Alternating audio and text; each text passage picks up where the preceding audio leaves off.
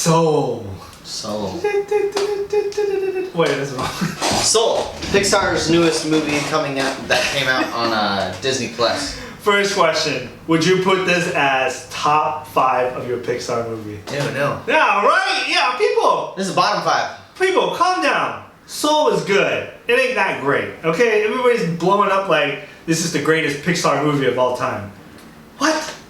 Really? Yeah, and I heard somebody, who was it, that says that it's the best Pixar movie since Ratatouille. Ratatouille sucked too. What are you talking about? I disagree with you on that one. Okay, sorry. Okay. I love Ratatouille. Have you guys not seen Up? Like what? Or Toy Story 3? Or 3? That's the best. I mean, come on. Calm down, people. Let's give it, just because. Stay in your lane. I can't say this. Okay. Soul. I like it. Soul is a movie about this guy who gets a gig at a jazz thing, Yeah. and then he dies. And his soul goes up to the afterlife, and he starts learning all his lessons. But he really wants to get back to Earth so he can get to this jazz gig thing. Well, that's the bottom line. Yeah, but the main point is that he's been working all his life to get to this point. Has he? And that's why. Well, at least has he? At least the premise of what the movie in the beginning was, and so. So I thought it was Jamie Foxx voiced. What's his name? Joe. Joe? Is it Joe? Okay, Joe. And you know, I like Jamie Foxx. I think he's funny, and his voice matches this guy. And I thought he did a great job. I don't know if I like Jamie Foxx as a voice actor, to be honest. I don't know. I don't he's know. great in other things, like live action. Like he's great in Baby Driver. He's great in like Spider-Man, Amazing Spider-Man 2. Ray and Amazing Spider-Man 2. He was horrible in that. Anyways, and then you got Tina Fey, who is the voice of 22, which is probably the best character. I don't think she was better than most of the characters that came out of there. Did you like this movie?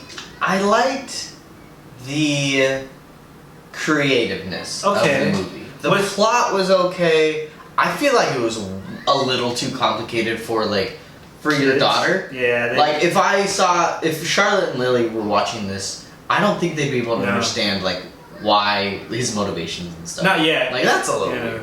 I agree with you. But the biggest thing, I said this to Kelly last night when we were watching it. This looks like a DreamWorks movie.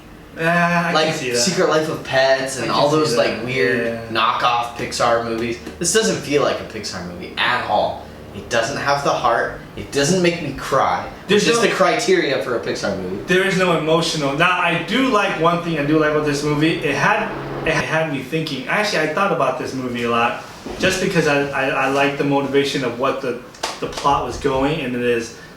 Sometimes we all have goals in life and we want to get to this goal, but this movie is about expectation of reaching that goal, and sometimes that expectation doesn't go your way.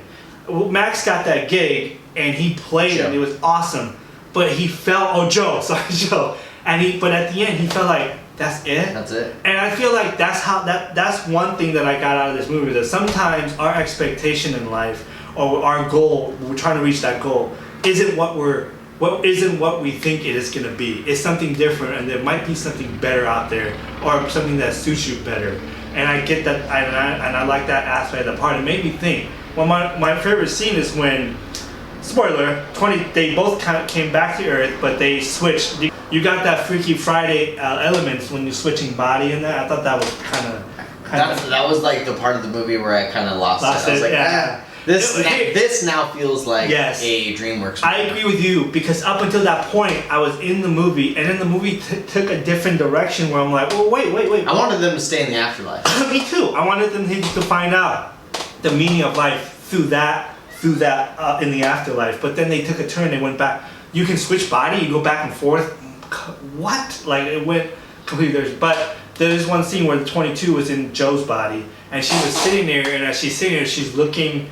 She was pounding around and looking, and she felt that the happiness that just looking at other people and this is what life is all about.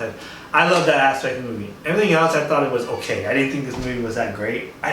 Top 5, really, guys? This is not even close to being top 5 in my opinion. That's all I got to say. Yeah, it's still good. Don't get me wrong. I think it doesn't deserve to be a Pixar movie. No, it just didn't feel that, and I don't know. People are saying that this is very inspirational.